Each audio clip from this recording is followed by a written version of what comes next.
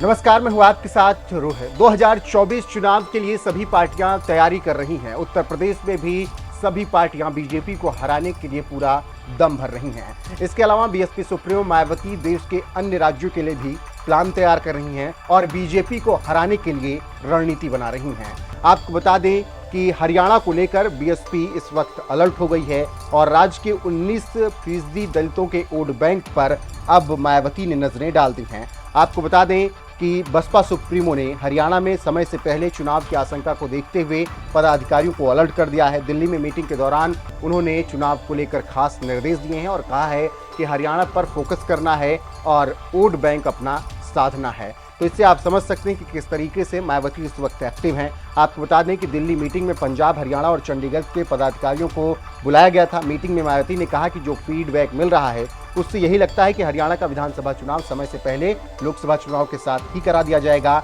इसीलिए तैयारियां अभी से ही शुरू कर दी जानी चाहिए। इसके अलावा मायावती ने हरियाणा में पार्टी संगठन में फेरबदल की भी बात कही है।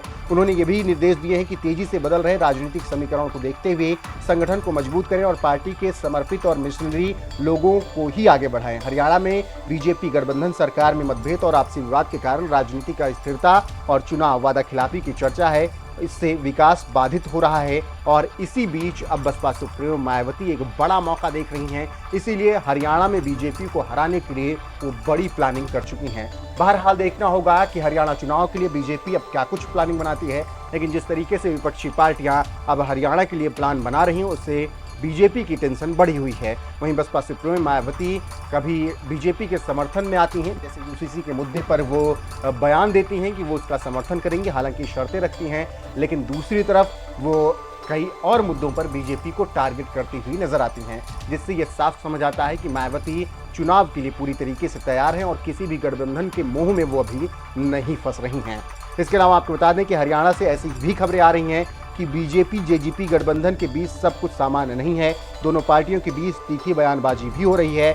ऐसे में अब जब अंदर खाने टकराव बीजेपी गठबंधन में चल रहा है तो मायावती उसका फायदा उठाकर हरियाणा में कुछ सीटें जीतना चाहती हैं। बहरहाल ये सब वक्त बताएगा कि वहां पर किस तरीके से बीएसपी लड़ती है और कितनी सीटें बीएसपी के खाते में आती हैं और बीजेपी को कितना घाटा होता है मायावती की वजह से।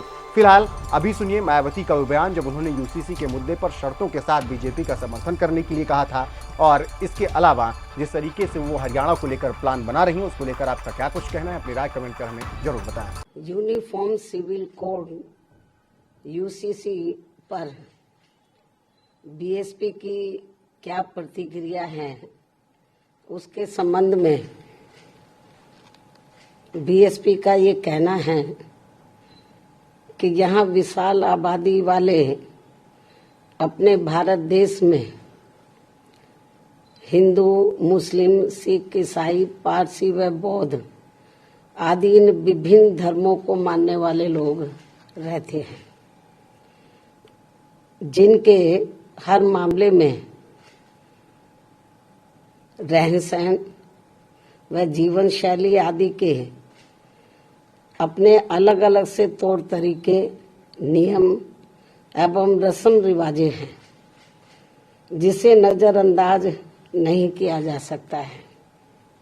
लेकिन वहीं दूसरी तरफ ये बात भी काफी हद तक सोचने वाली है कि यदि यहाँ सभी धर्मों के मानने वाले लोगों पर हर मामले में एक समान कानून लागू होता है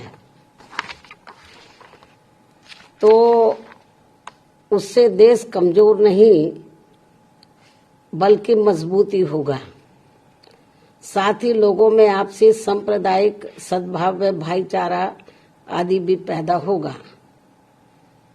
ये बात भी कई हद तक सही है, जिसे खास ध्यान में रखकर ही भारतीय संविधान की धारा 44 में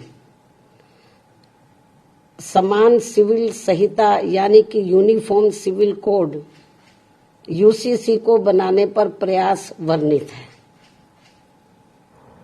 उसका जिक्र किया गया है।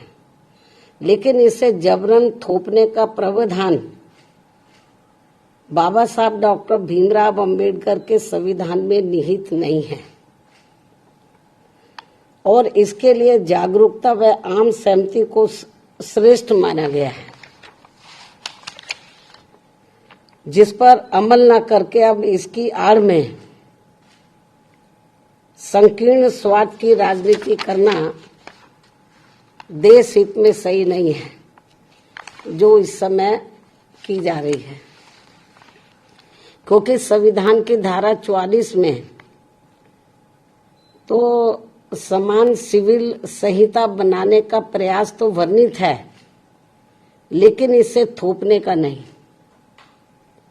इसलिए इन सब बातों को खास ध्यान में रखकर ही तब फिर बीजेपी को देश में यूसीसी को लागू करने के लिए कोई कदम उठाना चाहिए था।